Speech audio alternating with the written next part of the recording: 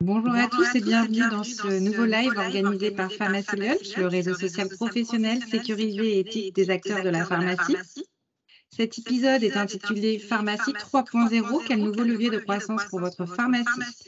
Nous allons donc essayer de comprendre comment vous, pharmaciens, vous pouvez faire face aux nouveaux défis qui menacent l'avenir de la profession en prenant le virage digital pour vous assurer une croissance pérenne. Pour nous guider dans ces réflexions, nous sommes accompagnés de Daniel Rosenblanc. L'apport du numérique pour une pharmacie 3.0, capable de répondre aux défis de la désertification médicale et du vieillissement de la population, également spécialiste des questions de l'économie de la santé. Bonjour Daniel, merci d'avoir accepté l'invitation de Pharmacy Lunch. Bonjour. Et nous avons une deuxième invitée, Cécile Morvan, créatrice et coordinatrice du collectif d'acteurs du numérique en santé. Bonjour Cécile, et très heureuse de vous accueillir aujourd'hui. Vous pouvez nous dire quelques mots sur ce collectif? Oui, bonjour Elie, bonjour. Merci. Oui, alors, le collectif Proximité regroupe d'acteurs digital qui sont composés de peuples et d'industriels qui œuvrent à accompagner les patients dans leur stratégie digitale et pas que les pharmaciens, parce que le collectif est ouvert aux médecins et aux familles. Donc, vous poser quelques questions. Parce que si partenaire du collectif IC, vous venez donc de publier un livre blanc sur l'état de la e-santé en France. Pourquoi un tel livre blanc, Daniel? Eh bien, disons que parce qu'il y a urgence. Je dirais pas que tous les feux sont au rouge, mais pas loin. En fait, vous avez une démographie médicale qui est en berne, c'est donc moins de prescriptions, c'est-à-dire donc moins de chiffre d'affaires pour les pharmacies. Mais vous avez un vieillissement de la population qui se traduit par une forte hausse de la demande. Vous avez les maladies chroniques, vous avez aussi les technologies qui évoluent. Et enfin, un problème de survie pour les pharmacies, puisque leur nombre diminue et l'intérêt pour la profession diminue lui aussi.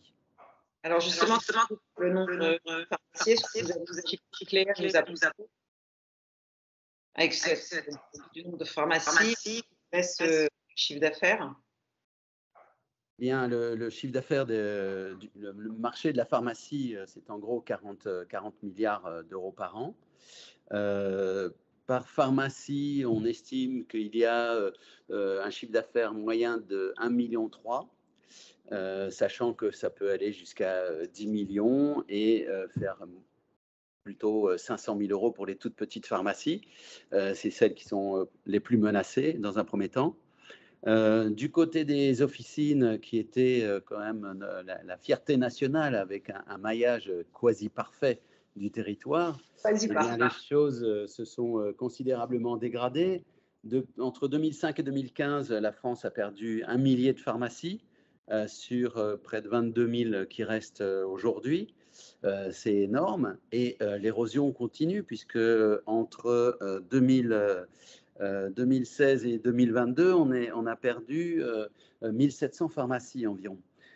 Donc voilà, il y a vraiment une inquiétude. Et puis, il y a des études aussi qui montrent que le chiffre d'affaires des pharmacies évolue. Alors, ils ont fait des études pendant le confinement. Ça fausse un petit peu les choses, hein. Mais enfin, il y a quand même des pharmacies qui ont subi 31% de baisse de leur chiffre d'affaires versus 2019.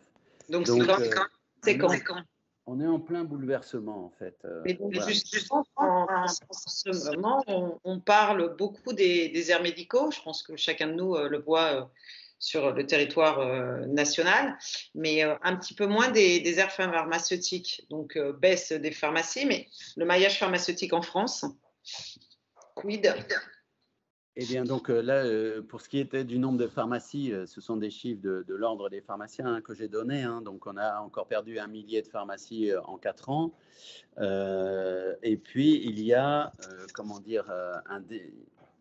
désintérêt relatif des étudiants, des nouveaux diplômés pour la profession, puisque en 2000, il y avait environ 70% des diplômés qui choisissaient de travailler dans les officines libérales.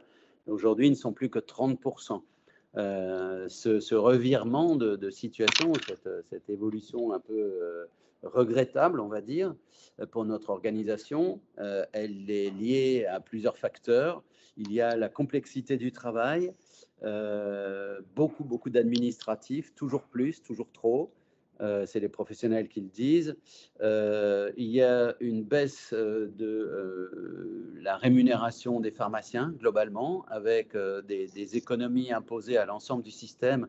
Par exemple, en 2021, le projet de loi de finances de la Sécurité sociale avait prévu 640 millions d'économies sur le médicament.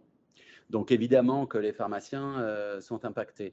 Et donc, ça veut dire aussi pour eux de trouver un nouveau modèle économique pour garantir leur pérennité.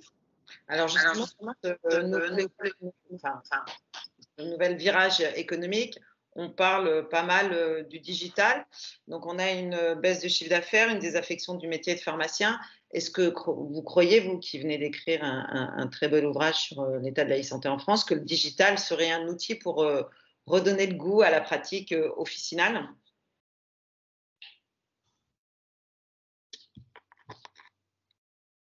Ah, excusez-moi Daniel, on ne vous entend plus, votre micro est coupé. Voilà, j'avais coupé mon micro pour éviter les effets d'écho.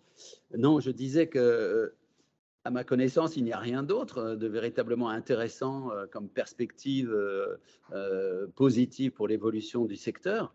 Donc oui, bien évidemment que le digital est une perspective qu'il faut absolument saisir.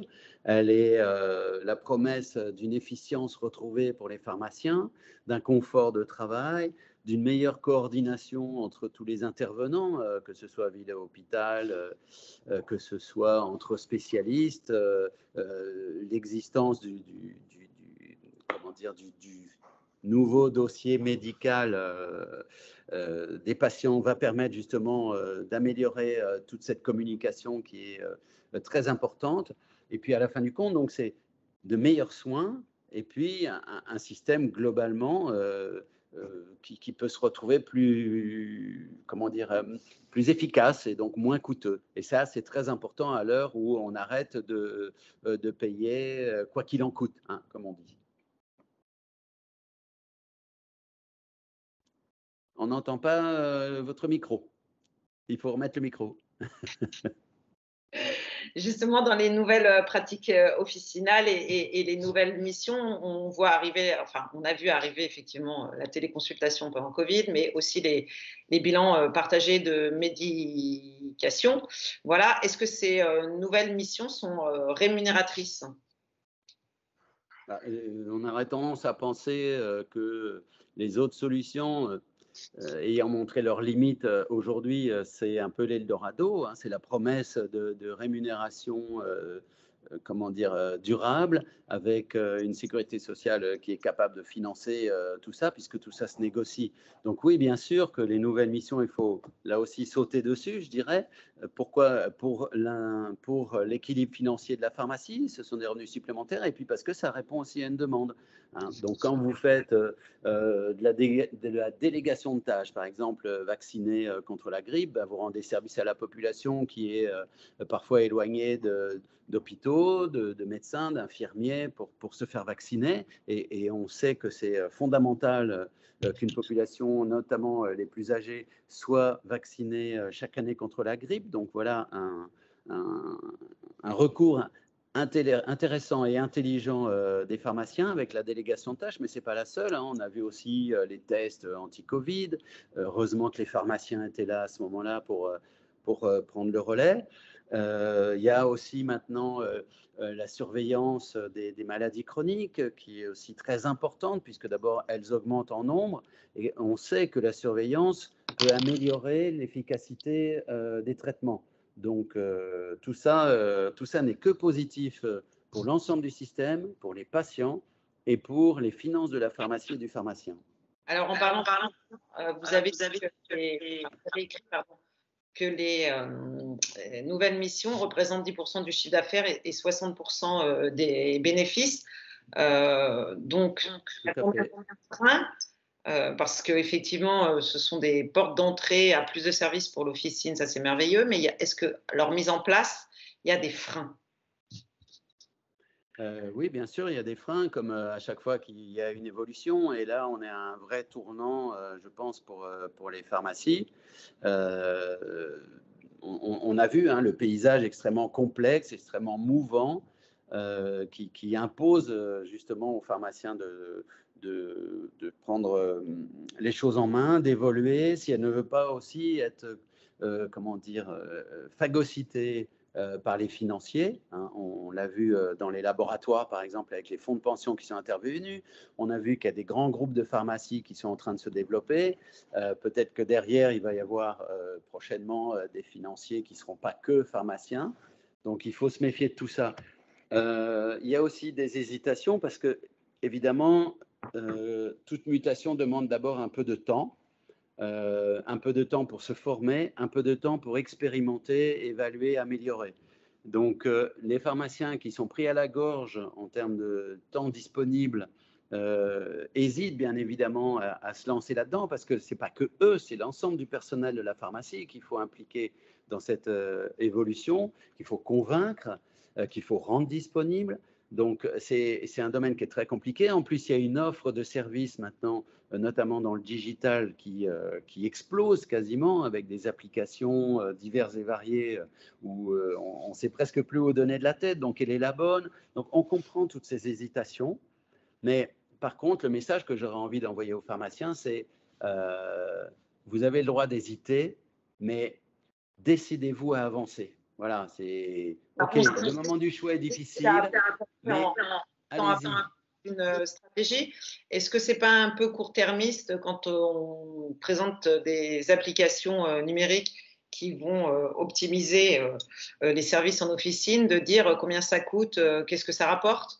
Ne faudrait-il pas le mettre en place justement une vraie stratégie et être accompagné, parce que quand on fait des entretiens pharmaceutiques, des bilans de médication, l'entretien de la femme enceinte, c'est pas juste, voilà, j'ai une appli qui me dit il faut faire ça, ça, ça, ça, elle me coûte 10 € par mois et tout de suite, combien ça me rapporte? Est-ce qu'on n'est pas plutôt dans un état d'esprit où on se dit, maintenant, l'évolution de la pharmacie, c'est une entreprise, c'est une stratégie, il y a de la formation, il y a de l'accompagnement, il y a du moyen terme, du long terme. Je dirais un peu, il ne faut pas être les plus riches au cimetière et il faut savoir pouvoir dépenser pour pouvoir récolter plus tard. Avec le digital, c'est ça aussi? Parier sur les bons acteurs? Oui, c'est ça, parier sur les bons acteurs. Et puis, de toute façon, on est dans un monde mouvant depuis pas mal d'années. Donc, les pharmaciens, pour le coup, il faut quand même saluer ça aussi. Ils ont su s'adapter au fil du temps à toutes les évolutions, parfois de rupture qu'il a pu y avoir. Donc, je pense qu'on peut leur faire confiance parce que ce sont effectivement des chefs d'entreprise aussi. Donc, leur intérêt, c'est de bouger, d'évoluer. En fait, c'est l'intérêt de tout le monde. Donc, voilà, là-dessus, il n'y a pas de souci. Mais il faut se lancer. Il faut croire aussi que le digital a vraiment des effets. Le bon digital, je ne dis pas que tout est merveilleux dans ce monde-là, mais quand même, il y a des exemples que j'ai en tête, que je ne citerai pas de nom par exemple, mais qui vous font gagner un temps considérable en matière d'information du patient, par exemple. Parce que quand vous êtes vendredi soir et qu'il y a 15 personnes dans votre pharmacie qui font la queue, évidemment, vous n'avez pas le temps de vous arrêter 5 minutes avec Madame Michu pour lui dire, mais attention, vous ne prenez pas déjà tel médicament là? Alors attention, parce que là, il y a des interactions avec celui-là qui ne sont pas très bonnes. Ou, voilà. Bon, bref, le rôle premier du pharmacien, rôle de conseil, de service, il n'a plus le temps de le remplir, ce rôle-là. Et ces applications, il n'a plus le temps. il n'a plus le temps, véritablement, d'abord parce que des fois, il manque de personnel dans sa pharmacie, hein, comme on l'a vu tout à l'heure, il y a des difficultés de recrutement qui sont assez graves, donc il ne faut pas nier non plus. Et puis, il y a des moments en particulier où on les connaît, hein, où les gens se ruent dans les pharmacies parce que c'est l'heure, parce qu'ils reviennent de week-end le dimanche soir et qu'ils se sont blessés pendant le week-end, qu'il leur faut absolument les médicaments, etc. etc. Donc, voilà. Donc, pour ces moments-là, ne serait-ce que ça. Et puis après, c'est des habitudes, c'est des clics, et tout ça, à chaque fois, ça fait gagner du temps. Alors oui, ça coûte de l'argent, mais il faut vivre ça comme un investissement. Évidemment, il faut faire la balance, hein, combien ça me coûte, combien ça me rapporte. Et ça ne me rapporte pas forcément de l'argent, ça peut me rapporter de la qualité de service aussi. Et la qualité de service, c'est aussi ce qui fidélise votre patientèle. Et la patientèle, elle est dure à fidéliser, puisque on sait par les chiffres qui circulent, il y a près de 40% de gens qui ne respectent pas leur prescription. Pourquoi? Parce que parfois la pharmacie, elle est loin, parce qu'il faut faire la queue, parce que bon, voilà, ça va un peu mieux, etc. Donc voilà, c'est primordial de fidéliser les patients pour améliorer son chiffre d'affaires et améliorer la santé des patients. Et ces applications nombreuses vont permettre de le faire. Elles vont pouvoir permettre aussi de faire de la surveillance à distance. Elles vont permettre de se parler entre la ville et l'hôpital, entre les médecins spécialistes et non spécialistes. Daniel, en parlant du lien ville-hôpital, on sait que la DNS a mis en place beaucoup de choses avec l'ANS, qu'il existe sur les territoires les grades qui accompagnent effectivement ce déploiement du numérique sur nos territoires. Sur les applications e-santé, à votre avis, le lien ville-hôpital, on va prendre celui qui nous intéresse aujourd'hui, qui est le pharmacien, en quoi ces outils numériques vont pouvoir accompagner de façon optimum et le patient quand il sort de l'hôpital, et puis aider les pharmaciens à bien suivre leurs patients en ville.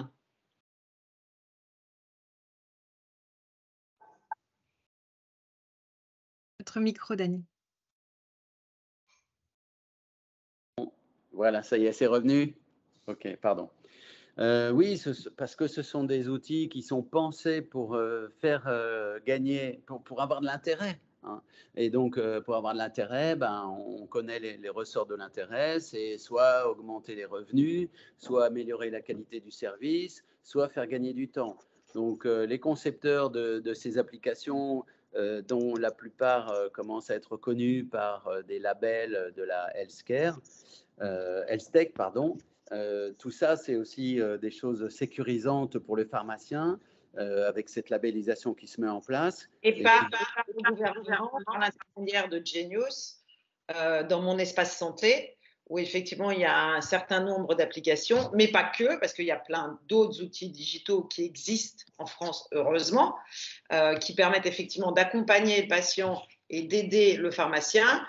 Ça va lui éviter effectivement du temps, il va y avoir un meilleur suivi effectivement du patient, et tout cela va remettre le patient au cœur des professionnels de santé, où tout ce temps libéré, ça va être encore plus de conseils au comptoir. Et d'ailleurs, on le voit même je me permets d'insister là-dessus, dans l'architecture même des officines, où maintenant elles ont des espaces fermés. Donc pour la téléconsultation, on sait qu'il faut un espace où on n'entend pas, on ne voit pas, avec 2 objets connectés obligatoires. Mais néanmoins, ces espaces aussi vont servir d'endroits où on va pouvoir faire des suivis d'entretien pharmaceutique, accompagner le patient. Et effectivement, je vous rejoins, et c'est peut-être aussi pour ça que je coordonne un collectif sur la e-santé, d'accompagner le patient, de le suivre et d'avoir plus de temps au comptoir. Néanmoins, j'aimerais bien qu'on revienne sur la stratégie, parce que sur les grands événements nationaux, on rencontre des startups et des acteurs de la e-santé. Et souvent, on a cette question qui est assez simple, c'est combien ça coûte, qu'est-ce que ça rapporte? Et donc, la stratégie est importante. L'entretien de la femme enceinte, ce n'est pas juste un one-shot, je prends, je termine. Non, il y a un suivi.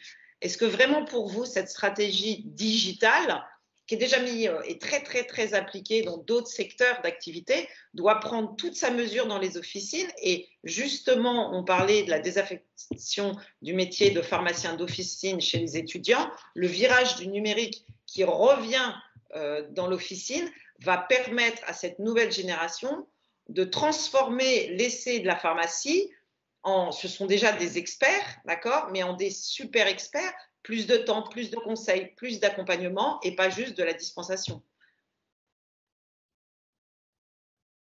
Micro. Ça y est, pardon. Oui, oui, c'est sûr que les nouvelles générations de pharmaciens, à l'image de toutes les autres professions, ce sont des gens qui sont digitaux natifs, donc ils connaissent bien les outils, probablement qu'ils sont convaincus de leur intérêt. Donc, on peut compter peut-être sur eux pour faire bouger un petit peu les choses. Et puis, c'est vrai que quand on a des outils efficaces, eh ben, on travaille mieux. Hein. C'est vrai chez le menuisier, mais c'est vrai aussi dans les pharmacies. Donc, bien sûr que ça... Pardon ? L'interopérabilité est majeure. Voilà, alors l'interopérabilité, c'est comment dire, un concept qui vaut pour l'ensemble du système de santé. C'est pas que pour rendre plus attractif la pharmacie, c'est pour rendre plus attractif l'ensemble du système de santé. Alors, si ça peut convaincre les gens d'aller travailler dans le système de santé, très bien, parce qu'on en manque un peu partout, hein, on l'a vu. Mais pour rendre de l'attractivité à la pharmacie, oui, effectivement, je pense que il faut redonner à la fois du confort, c'est un peu le paradoxe, c'est-à-dire qu'il faut redonner du temps aux pharmaciens au comptoir, parce qu'il y a ce rôle de service. Moi, je pense que les gens qui ont fait pharmacie, c'est pas que parce qu'ils voulaient faire du commerce. Bien sûr qu'il y a un volet commercial quand on est pharmacien, c'est une obligation, mais il y a quand même ce côté santé, conseil, proximité, disponibilité. Attention vers le patient. Voilà, et ça a disparu parce qu'on en demande toujours plus aux pharmaciens. Les pouvoirs publics ont misé sur les pharmaciens comme ils ont misé sur les infirmières pour pallier les déserts médicaux. Malheureusement, à mon avis, c'est un mauvais choix, mais peut-être que c'est un choix dans l'urgence et comme ils ne bougent jamais, de toute façon, au dernier moment, ils sont obligés de prendre des décisions qui ne sont pas forcément les meilleures, mais ça, on en reparlera dans 5 ou 10 ans. Mais on en demande toujours plus aux pharmaciens, donc il faut impérativement qu'ils dégagent du temps, tout en préservant le confort de travail de ses salariés, et notamment des femmes, puisque on sait que les femmes maintenant sont plus nombreuses dans les facs de médecine et de pharmacie que les hommes. Le seuil des 50% a été dépassé il y a 5 à 7 ans, si je me souviens bien. Et ces femmes, elles ont des attentes par rapport au travail dans le monde de la santé, mais c'est vrai partout avec le syndrome des 35 heures. Elles veulent être plus disponibles. C'est comme les jeunes aujourd'hui, hein, ils n'ont plus envie de donner leur vie 50 à 60 heures par semaine pour leur travail. Donc, ces femmes, souvent, elles ont envie d'avoir le mercredi, et c'est très bien. Peut-être que des hommes vont s'y mettre, ce serait une bonne chose. Et donc, tout ça implique pour le pharmacien de trouver des solutions. Et les solutions, c'est de trouver du temps. Et pour trouver du temps, eh bien, sincèrement, regardez ce qui se fait. Je m'adresse là aux personnes qui nous écoutent, qui ont l'amabilité de venir nous écouter.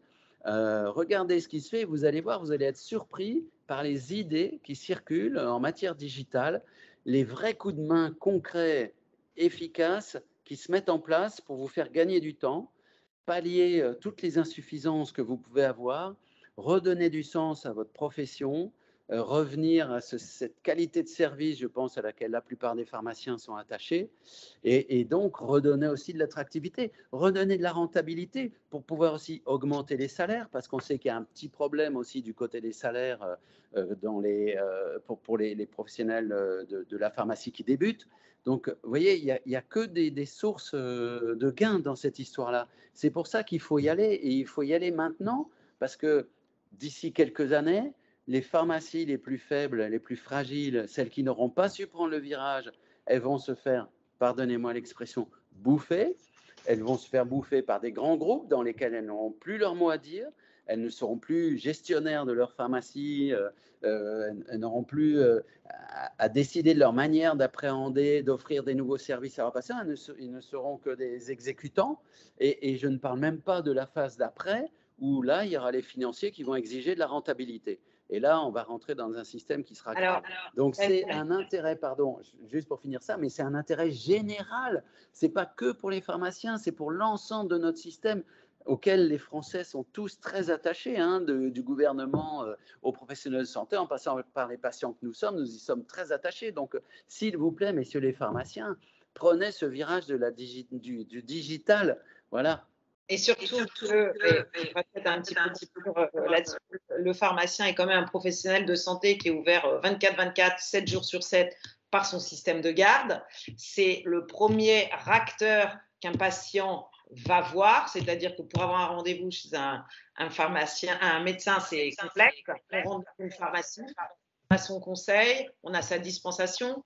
Donc maintenant, moi, je pense qu'effectivement, tel Daniel, la stratégie des pharmaciens en termes de numérique doit vraiment prendre beaucoup d'ampleur, mais il ne faut pas être court-termiste et voir à long terme. Et puis aussi, elle doit s'accompagner de formation parce que la prise en main des outils numériques, ce n'est pas facile. Le gouvernement a mis en place des choses merveilleuses pour les pharmaciens. Là, ça fait un an qu'on a mon espace santé, donc c'est déjà quelque chose de génial avec Genius. Et puis, il y a toutes ces applications. Nous, au sein du collectif, on ne fait que prôner effectivement le digital à travers les territoires, un peu moins dans les grandes villes, où on accompagne les pharmaciens avec les 30 membres du collectif qui sont tous des digitaux natifs, on va dire, pour accompagner. Mais sans stratégie, on n'aura rien du tout.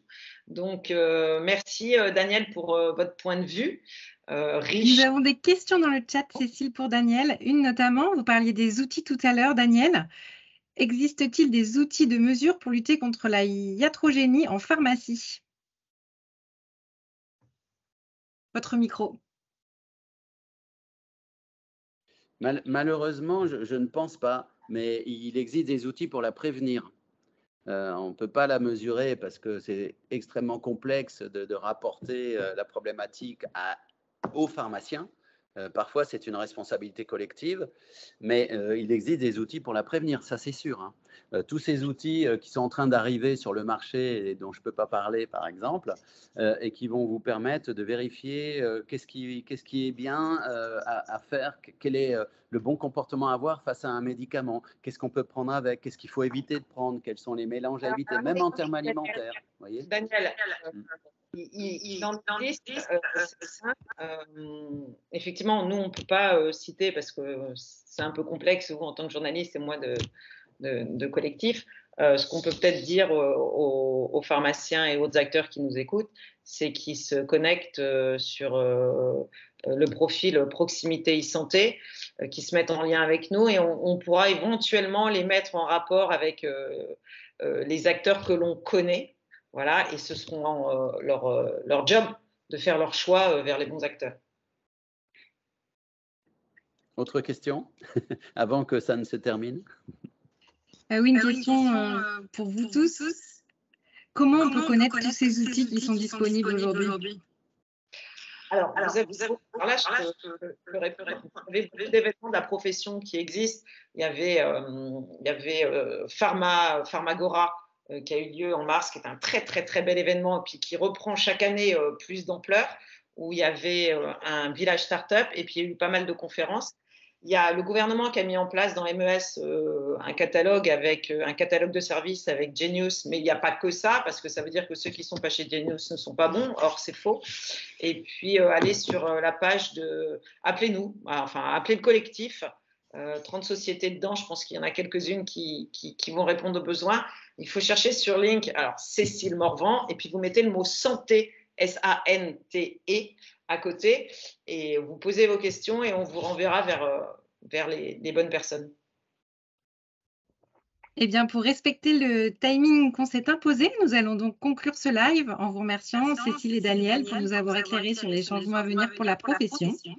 Si vous souhaitez en connaître plus sur ce sujet, je vous invite à aller découvrir le livre blanc dans Pharmacy Lounge.